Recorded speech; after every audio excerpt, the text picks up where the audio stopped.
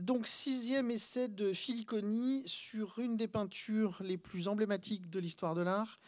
Une peinture qui est datée aux alentours de 1526-1528 et qui est une peinture du peintre maniériste florentin Jacopo Carucci, dit aussi de son nom Jacopo da Pontormo. Je rappelle ses dates de vie et de mort. Il naît en 1494 et il meurt le 1er janvier 1557. Cette œuvre date donc entre 26 et 28.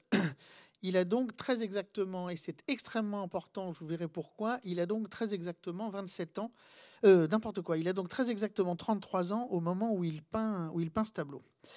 Alors, ce tableau, quelles sont ses dimensions? Il mesure 3,13 m de haut pour 1,92 m de large. Il est encore aujourd'hui conservé dans une petite église de Florence qui s'appelle Santa Felicita, qui est à la sortie du Ponte Vecchio quand vous arrivez sur l'Oltrarno, qui est donc la partie basse de la ville. Et donc, elle est une petite église à gauche qui s'appelle Santa Felicita, et que vous entrez dans l'église, la première chapelle à droite, qui est la chapelle Caponi, qui est donc une richissime famille de l'époque, qui a donc fait la commande d'abord à Brunelleschi pour reconstruire la chapelle, puis ensuite à Pontormo de peindre en fait la totalité de la chapelle. Il ne subsiste de Pontormo que ce tableau qui est dans la chapelle, un tableau qui est encadré, qui est donc un tableau d'autel, qui est donc posé sur un autel. Et il subsiste sur le mur d'à côté, qui a été très fortement altéré, une représentation d'une annonciation. Et vous avez 4 coupoles au plafond qui représentent les 4 évangélistes, et il devait y avoir au centre, important, et c'est pour ça que je vous le précise, il devait y avoir au centre de la coupole la représentation de Dieu. Donc on est dans ce qu'on appelle typiquement le maniérisme florentin, on est dans le grand maniérisme, qui est ce qui, moi, me permet de dire qu'évidemment, à partir de cette période, on a totalement abandonné les structures de ce qu'on appelle de la Renaissance, c'est-à-dire explosion de tout, de la perspective, etc., etc. Quand le tableau a été dévoilé, puisque Pontormo a toujours été un peintre assez secret, donc pendant le travail du tableau, il était caché, puis il a été dévoilé en 1528, et on sait que Vasari a écrit, puisque c'est publié dans les œuvres, Vasari a écrit et dit la chose suivante: l'œuvre causa un triste étonnement quand Pontormo le livra au regard du public. Alors, pourquoi un triste étonnement? Parce que Vasari lui reprochait 2 choses. Il lui reprochait une bien trop grande absence d'ombre, et donc des couleurs trop unies. C'est-à-dire qu'on n'était pas dans un principe de réalité, on était donc dans quelque chose qui dépassait la représentation de la réalité, et qui donc la dépassait, et donc qui n'était pas juste pour un principe de la Renaissance. Cette peinture se nomme, jusqu'à présent, elle se nomme Déposition. Depuis quelques années, les spécialistes tentent à dire qu'en fait, ce n'est pas du tout une déposition, mais c'est ce qu'on appelle un trasporto di Cristo, c'est-à-dire un transport du Christ, puisque si c'était une déposition, il faudrait qu'il y ait une croix. Or là, il n'y a pas de croix, et donc c'est ce qu'on appelle techniquement un transport du Christ.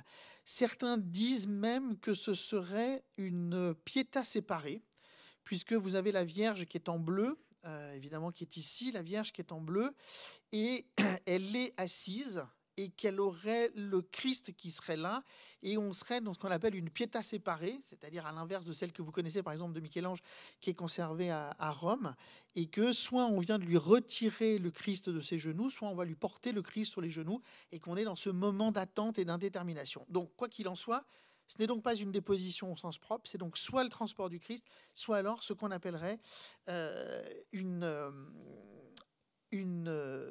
pietà séparée. Alors l'autre chose qui est importante à comprendre, c'est que Vasari reprochait énormément à ce tableau d'être beaucoup trop compact, c'est-à-dire il y a 11 personnages à l'intérieur de ce bazar, 11 personnages, 4 hommes pour 11 moins 4, ça fait 7, oui, pour 7 femmes. Et la grande question qui a occupé tout le monde, c'est la position de ces 2 jeunes hommes qui portent le corps du Christ. 2 jeunes hommes qui sont compliqués puisqu'ils sont sur la pointe des pieds. Alors on en reparlera à la fin parce que je vous montrerai autre chose. Et la question c'est, porter un corps mort, ça pèse. Surtout qu'en plus le Christ n'est pas trop famélique dans ce cas-là. Donc ça veut dire qu'une des hypothèses qui a été avancée par bon nombre d'historiens de l'art, c'est qu'il serait possible d'entendre que ces deux jeunes hommes soient des anges.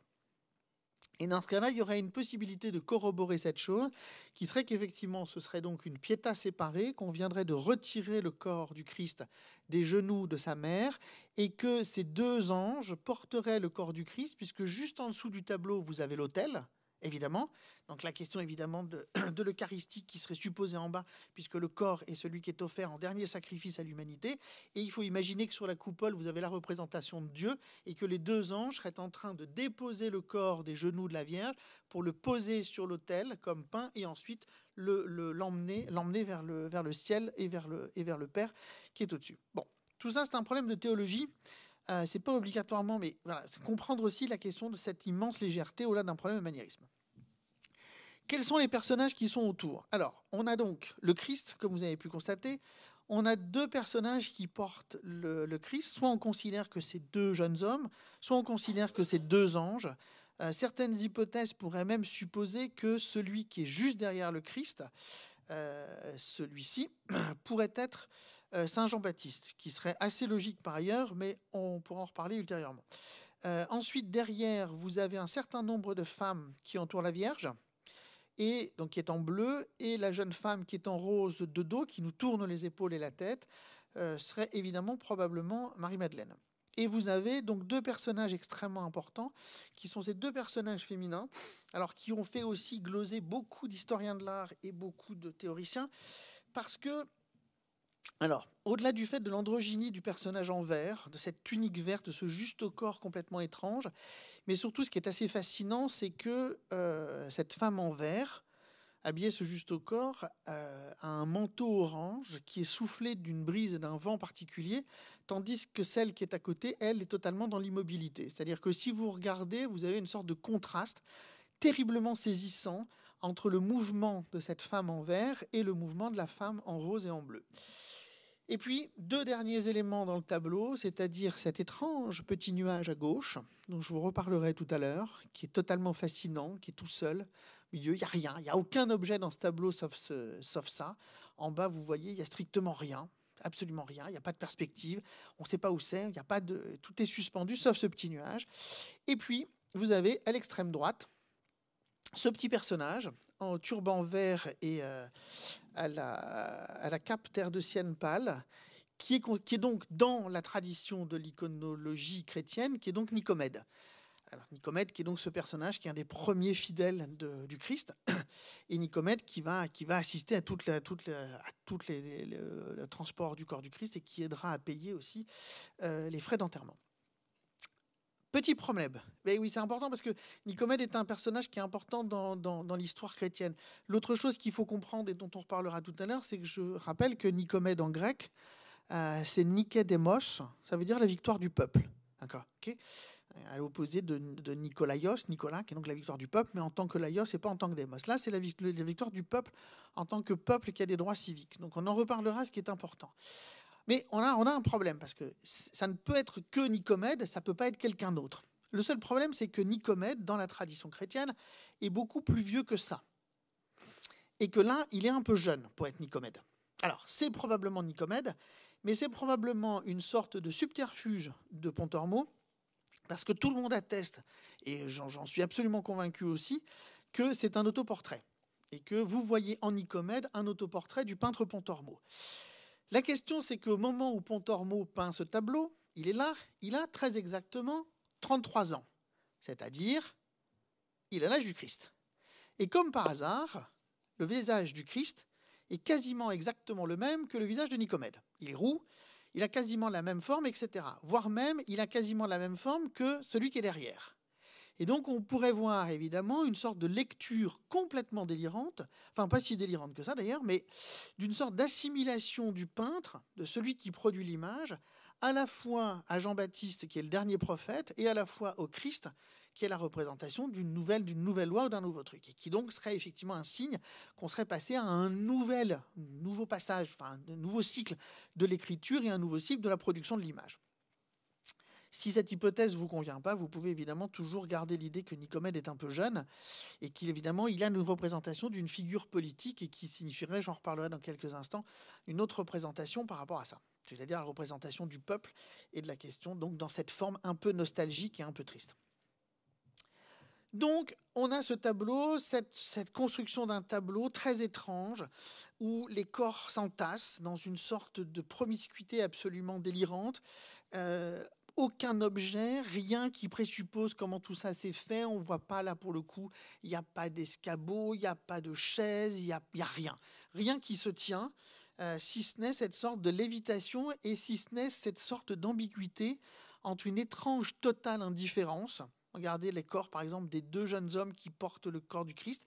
Ils en ont probablement pas grand-chose à foutre, où ils sont assez extérieurs à tout ça, à la différence du visage de la Vierge, évidemment, qui est habité d'une sorte de douleur, d'une profondeur incroyable.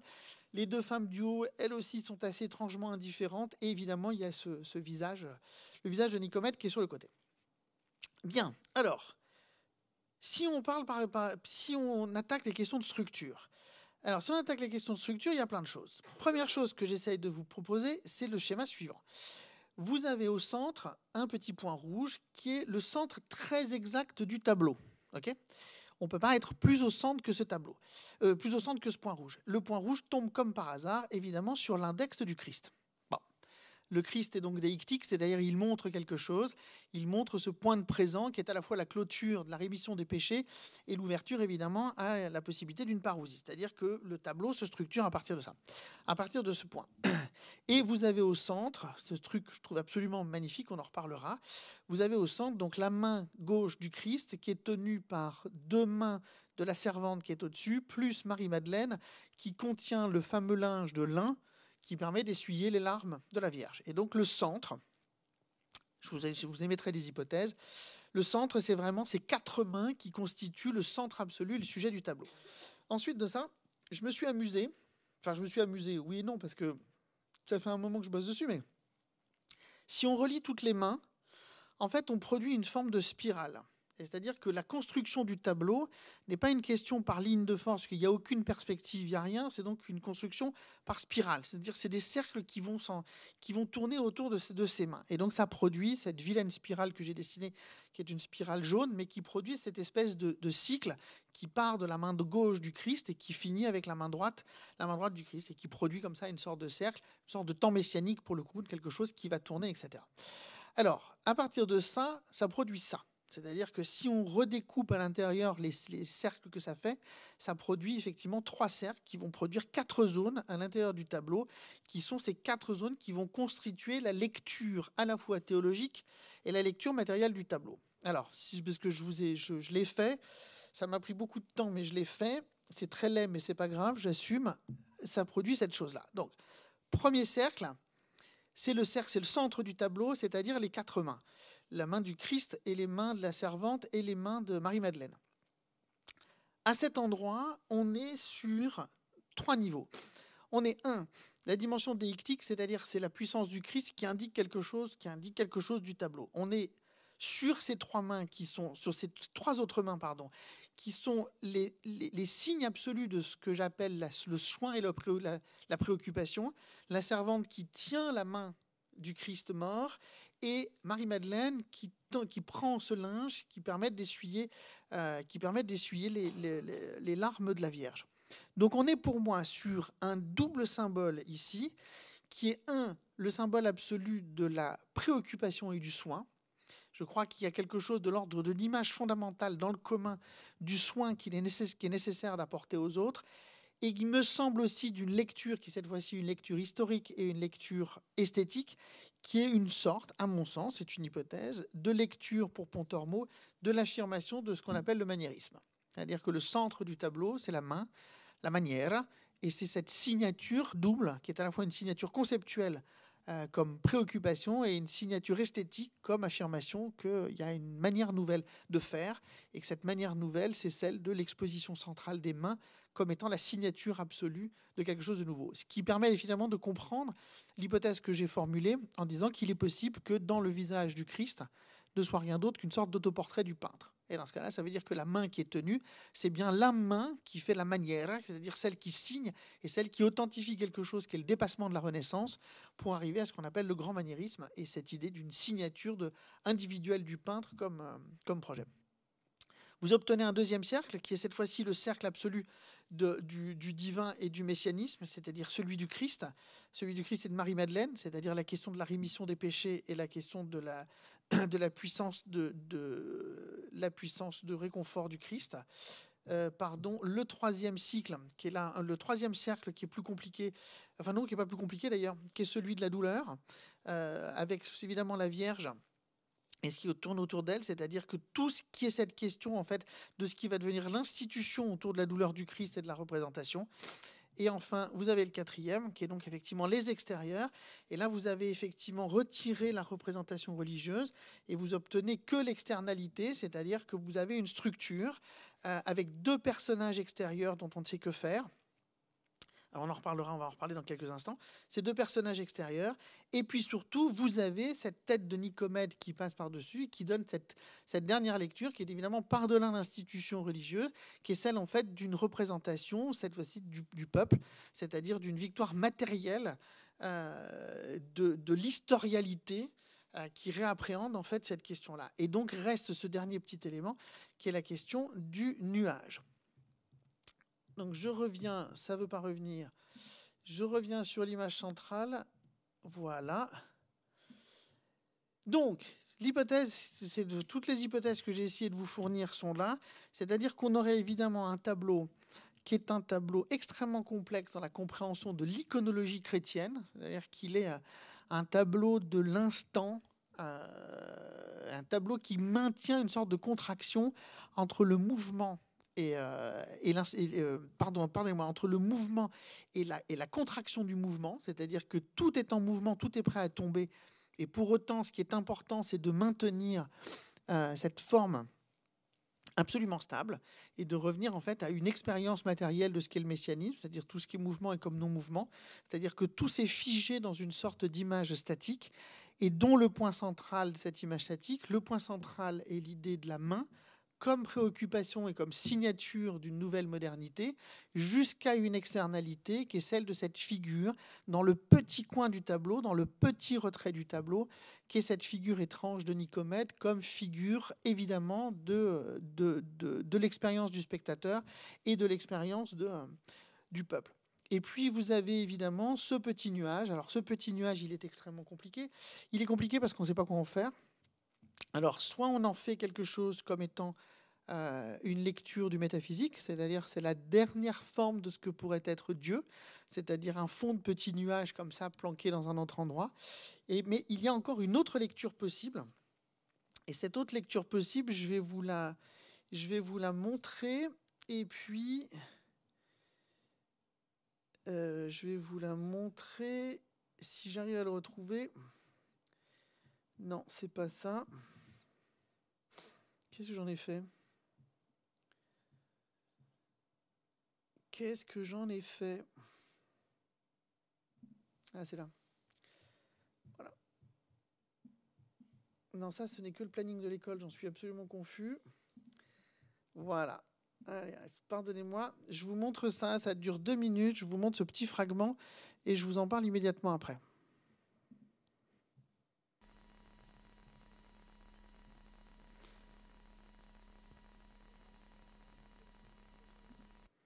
Ouais, exact. Azione. Maria! Maria! Non così, non così. Lo ripeta, più rapita, più pia. Maria! Maria! No, le ho detto che deve restare ferma. Non agiti quei bicipiti. Ferma, ferma. Lei è la figura di una pala d'altare, ha capito? Ferma. Maria! Maria! Stop! Che peccato! Che peccato, che peccato, che peccato, che peccato, che peccato! Vi spacco l'ombrello sulla testa, anche cadere adesso! Non avete proprio nessun rispetto, blasfemi!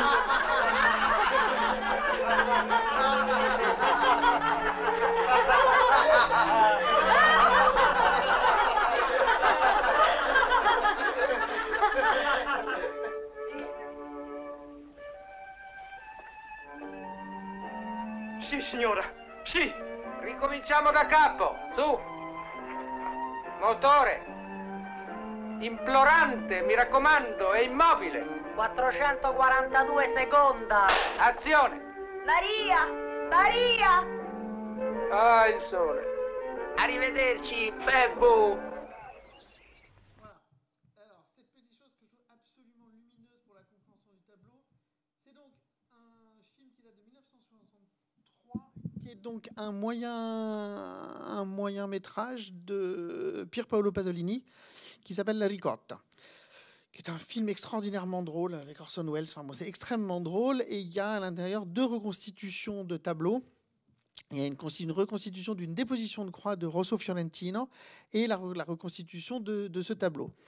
2 choses qui sont absolument marquantes pour la compréhension, c'est-à-dire à mon sens, là où Pasolini est d'une intelligence absolue, c'est que il y a une transfiguration de ce tableau dans une dimension parodique, c'est-à-dire que le tableau, à un moment, évidemment, si on le transpose dans l'espace du vivant, c'est intenable. C'est-à-dire qu'on a des crampes et on n'arrive pas à tenir. Donc évidemment, ça s'écroule. Et l'écroulement de cette scène produit évidemment une dimension comique. C'est-à-dire qu'on est absolument dans l'idée de cette grande chrétienté comme divine comédie, et on obtient effectivement cette sorte de chose. Ça s'effondre, et puis tout le monde finit par en rire parce que c'est intenable au sens propre. Et donc il y a ça, c'est-à-dire qu'il y a cette double possibilité de lire ce tableau même triple. Première possibilité de le lire évidemment comme une scène religieuse dans une sorte d'état de stase, c'est-à-dire que la scène est arrêtée, elle est statique au sens propre.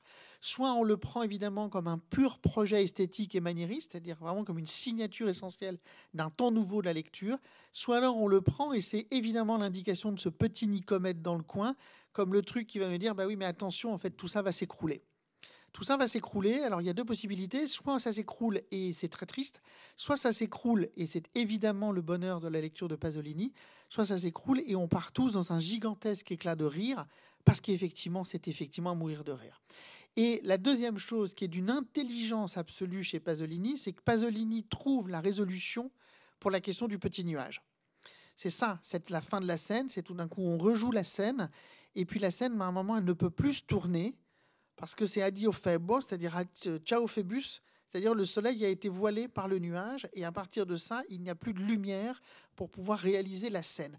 Or, ce qui est évidemment un des syndromes majeurs de la peinture du Pontormo, c'est qu'il faut imaginer que cette peinture est dans une chapelle, c'est-à-dire qu'elle a été volontairement, on lui a reproché à l'époque, elle est volontairement extrêmement colorée, extrêmement lumineuse. Elle produit une sorte d'intensité de lumière qui est assez intense.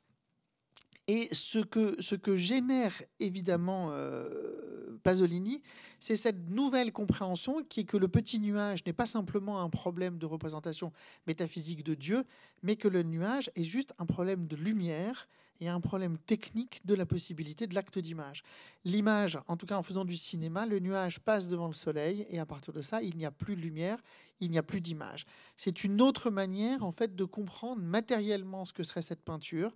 Cette peinture n'est pas simplement qu'un transport du Christ.